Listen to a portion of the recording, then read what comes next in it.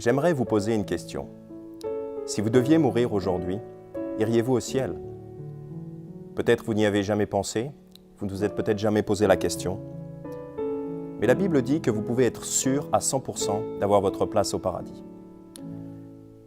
Selon la Bible, il y a certaines choses que vous devez comprendre afin d'obtenir le salut. Tout d'abord, personne ne va au paradis parce qu'il est une bonne personne. Nous n'allons pas au paradis grâce à nos bonnes œuvres. En effet, la Bible dit en Romains chapitre 3, verset 23, « Car tous ont péché et sont privés de la gloire de Dieu. » Aux yeux de Dieu, nous sommes tous coupables d'avoir enfreint sa loi. Nous avons tous commis le péché, comme vous, comme moi. Chaque fois que nous avons menti, même désobéi à nos parents, ou convoité les choses qui ne nous appartiennent pas, comme des possessions, des richesses, ou une femme qui n'est pas la nôtre. Toutes ces choses-là sont des péchés. Et la Bible dit, nous sommes tous des pécheurs. Voilà pourquoi nous sommes tous coupables aux yeux de Dieu. Et la Bible dit, il y a un châtiment pour le péché, car Dieu est juste. Il ne peut pas laisser le péché impuni. C'est pourquoi il dit en Romains chapitre 6, verset 23, « Car les gages du péché, c'est la mort. » Ainsi, voilà pourquoi nous mourons, voilà pourquoi nous devons mourir. C'est à cause du péché. C'est une punition, car Dieu doit punir le péché. Et quand la Bible parle de la mort, elle ne parle pas seulement d'une mort physique, mais cela parle surtout d'une mort spirituelle, de la mort spirituelle qui est l'enfer. Car quand nous sommes morts, nous allons soit au ciel, au paradis, soit en enfer. Et les gens qui meurent dans leur péché, sans être pardonnés, vont en enfer. La Bible appelle cela la seconde mort. En Révélation 21, verset 8, la Bible dit « Mais les peureux et les incrédules et les abominables et les meurtriers et les prostituées et les sorciers et les idolâtres et tous les menteurs auront leur part dans le lac qui brûle avec du feu et du soufre, ce qui est la seconde mort. » La Bible ici nous donne une liste de pécheurs et nous dit « Tous ces gens-là auront leur part dans le lac qui brûle avec du feu et du soufre, ce qui est la seconde mort. » Il parle donc ici de l'enfer, de la mort spirituelle. Et nous voyons ici, dans cette liste, plusieurs péchés. Et Dieu veut nous faire comprendre que nous sommes tous dans cette liste et que nous appartenons tous à cette seconde mort. Nous méritons tous cette seconde mort. Pourquoi? Nous ne sommes peut-être pas tous des meurtriers, nous ne sommes peut-être pas tous des sorciers, mais nous avons tous menti, au moins une fois dans notre vie, il faut bien l'admettre. Et nombre d'entre nous ont fait pire que cela. Et si vous dites « non, je ne suis pas dans cette liste », là, vous y êtes, vous avez menti, car nous appartenons tous à cette liste. C'est un endroit terrible et vous ne voulez pas y aller, car c'est pour toujours. L'enfer, ça dure pour toujours. Vous êtes mort et ensuite, c'est pour toujours. Ça ne s'arrête jamais. Mais Dieu est un Dieu d'amour, Dieu nous aime, il ne veut pas que nous allions dans cet endroit terrible, il veut nous sauver. C'est pourquoi il dit, en Romains chapitre 6, verset 23, comme nous avons déjà vu, « Car les gages du péché, c'est la mort, mais le don de Dieu, c'est la vie éternelle par Jésus-Christ notre Seigneur. » Alors la première partie du verset, c'est la condamnation, c'est une mauvaise nouvelle, car les gages du péché, c'est la mort, oui, mais Dieu ne nous laisse pas avec une mauvaise nouvelle, sans nous donner un échappatoire.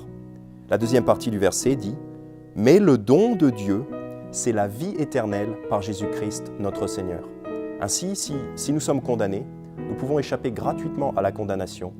Dieu veut nous offrir le don de la vie éternelle. C'est un cadeau que Dieu veut nous offrir. Et c'est par Jésus-Christ, notre Seigneur. En Éphésiens chapitre 2, versets 8 et 9, la Bible dit « Car vous êtes sauvés par la grâce, par le moyen de la foi, et cela ne vient pas de vous, c'est le don de Dieu. Ce n'est point par les œuvres, afin que personne ne se glorifie. » Encore, car vous êtes sauvés, sauvés de l'enfer, sauvés de vos péchés qui vous conduisaient en enfer. Vous êtes sauvés par la grâce. La grâce, c'est quelque chose que nous ne méritons pas, mais qui nous est donné quand même, qui nous est offert gratuitement. Exactement comme quand le président de la République donne sa grâce présidentielle à un condamné, il dit simplement « Je te gracie, donc tu n'es plus condamné », simplement parce que je le veux. Eh bien avec Dieu c'est pareil, il veut nous donner la vie éternelle par sa grâce, car nous ne le méritons pas, mais il veut nous la donner quand même. Car vous êtes sauvés par la grâce, par le moyen de la foi, donc c'est par rapport à ce que vous croyez dans votre cœur, c'est par rapport à vos croyances. Et cela ne vient pas de vous, c'est le don de Dieu. Donc le salut, le fait d'accéder au paradis, au ciel, cela ne vient pas de nous. Cela n'a rien à voir avec ce que nous avons fait. C'est le don de Dieu. Donc c'est un don pour lequel Dieu a payé. C'est Dieu qui a payé pour ça.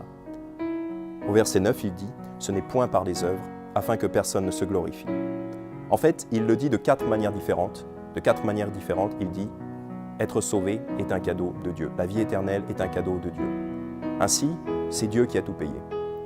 Et c'est pourquoi nous n'avons rien à faire. Nous n'avons aucune bonne œuvre à faire. Car les bonnes œuvres, c'est dur, c'est difficile, c'est du travail. Mais le salut ne s'obtient pas par les bonnes œuvres. C'est le don de Dieu. Et c'est pour ça que c'est une bonne nouvelle. Et cela a à voir, bien sûr, avec ce que Jésus a fait. Jésus est le Fils de Dieu. La Bible dit en Matthieu chapitre 1, verset 22, à propos de la naissance de Jésus, la Bible dit « Or, tout cela arriva, afin que s'accomplisse ce que le Seigneur avait dit en ces termes par le prophète. Voici, une vierge sera enceinte, et elle enfantera un fils, et on le nommera Emmanuel, ce qui signifie Dieu avec nous. » Car oui, son nom, c'est Jésus-Christ, c'est le nom le plus exalté de tous les noms, mais on peut aussi le nommer Emmanuel, ce qui est simplement un nom hébreu qui signifie Dieu avec nous. Car Jésus, le Fils de Dieu, est Dieu manifesté dans la chair. La Bible dit « Dieu a été manifesté en la chair ». Il a vécu une vie parfaite. La Bible dit « Il a été tenté en tout point comme nous le sommes, cependant sans péché ». Jésus n'a jamais péché parce qu'il est Dieu, il est parfait. Il ne commet pas le péché. Il n'y a aucun péché en lui. Et il prêchait le royaume de Dieu, il prêchait l'évangile, la parole de Dieu, la vérité. Et il guérissait des gens, il faisait des miracles. Mais beaucoup l'ont détesté et ils ont fini par le livrer pour être tué et pour être crucifié sur la croix. Mais Jésus, personne ne l'a forcé à aller sur la croix, personne ne l'a forcé à mourir pour nous, il s'est donné de lui-même. La Bible dit en Romains chapitre 5 au verset 8, « Mais Dieu fait valoir son amour envers nous, en ce que, lorsque nous étions encore des pécheurs, Christ est mort pour nous. » Donc c'est par amour que Christ s'est donné sur la croix. C'est par amour que Christ est allé à la croix, volontairement à verser son sang pour nous. Bien que nous soyons des pécheurs, Christ est mort pour nous, faisant donc preuve de son amour pour nous. Il s'est offert volontairement, obéissant à son Père et accomplissant les Écritures de l'Ancien Testament. En Ésaïe 53, la Bible prévoyait cela. Au verset 5, la Bible dit, à propos de Jésus sur la croix, « Mais il était meurtri pour nos péchés et frappé pour nos iniquités. Le châtiment qui nous apporte la paix est tombé sur lui, et par sa meurtrissure, nous avons la guérison.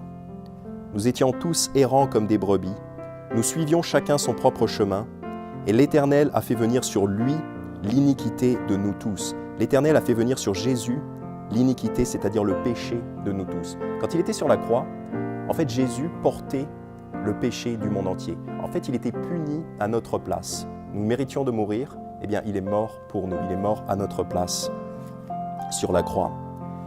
Et il est donc mort sur cette croix. Il a été enseveli.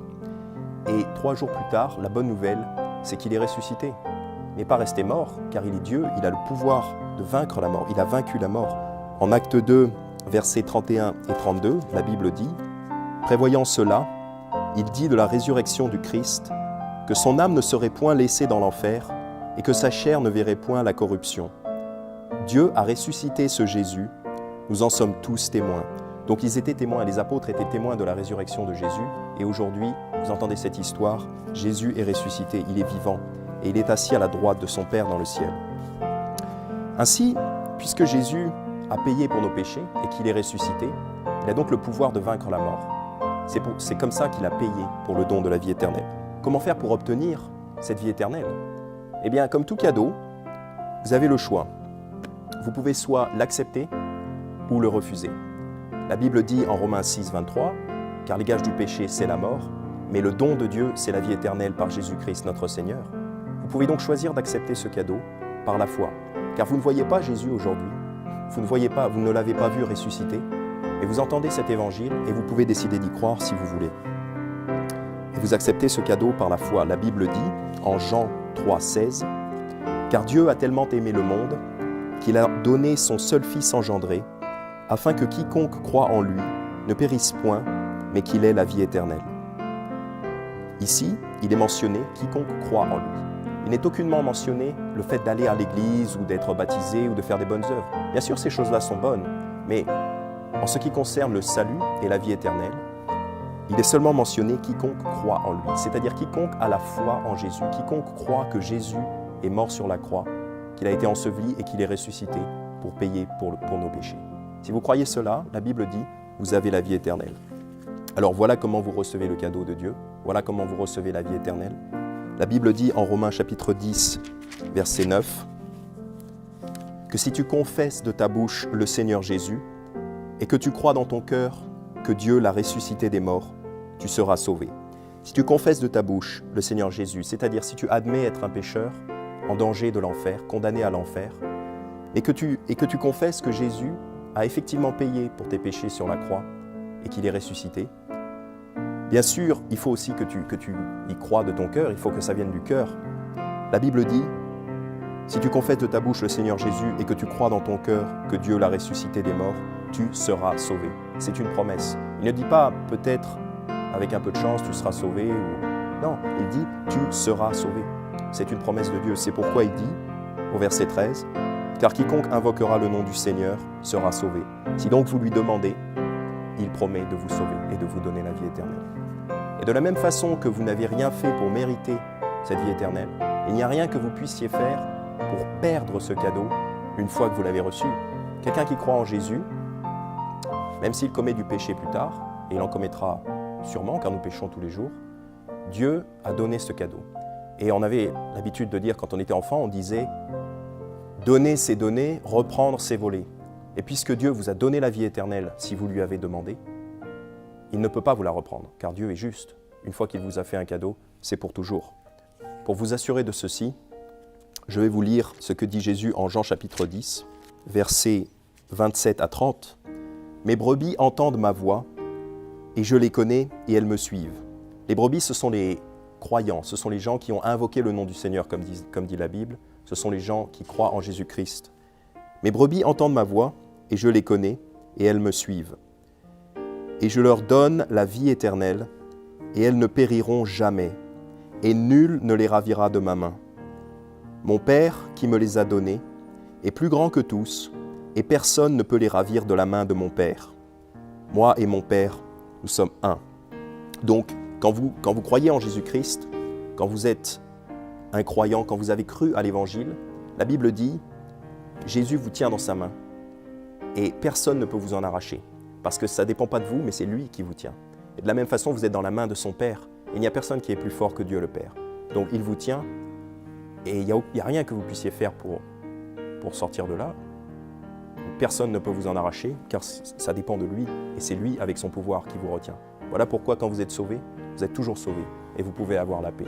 D'ailleurs, Dieu dit, je ne me souviendrai plus de leurs péchés, ni de leurs iniquités. Voilà pourquoi vous êtes sauvés pour toujours, et vous avez la paix avec Jésus. Tous vos péchés sont pardonnés et oubliés. Ainsi, si vous avez cru ces choses, j'aimerais vous inviter à formuler une prière. Je peux vous aider à formuler une prière. Si vous croyez que Jésus est mort pour vous sur la croix et qu'il est ressuscité, pourquoi ne pas prier avec moi dès maintenant? Voilà ce que vous pouvez dire à Jésus. Cher Jésus, je reconnais être un pécheur et mériter d'aller en enfer. Mais je crois que tu es mort pour moi sur la croix et que tu es ressuscité. Je te prie, s'il te plaît, de me pardonner et de me donner la vie éternelle. Gloire à toi. Merci. Amen. Voilà. Si vous avez prié cette prière et que vous y croyez dans votre cœur, vous êtes sauvés. Félicitations et gloire à Dieu.